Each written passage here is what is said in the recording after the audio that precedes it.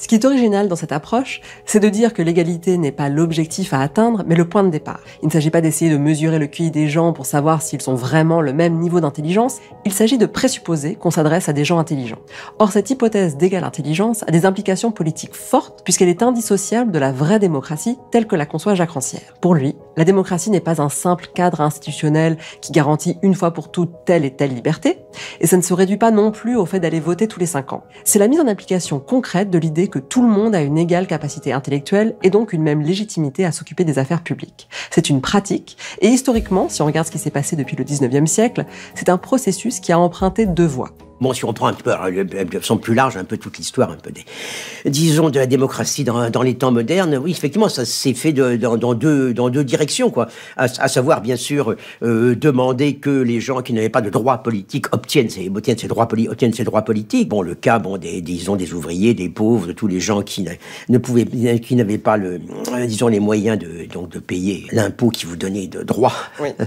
Droit de voter. Ça a été, bien sûr, les femmes, ça a été les Noirs aux États-Unis. Donc, il y a ce premier élargissement, à savoir faire que tous, au fond, soient reconnus comme participants de la souveraineté politique collective. Et puis, il y a la deuxième chose, effectivement, qui est de transformer, au fond, des espaces qui étaient réglés par l'inégalité en espaces d'égalité, précisément en transformant, au fond, des espaces privés en espaces publics, quoi. Et pendant très, très longtemps, les rapports d'un employeur avec ses employés sont considérés comme des rapports privés, quoi. C'est-à-dire que, dans le code Napoléon, les rapports d'un industriel avec ses employés, c'est la même chose que les rapports d'un maître de maison avec ses domestiques.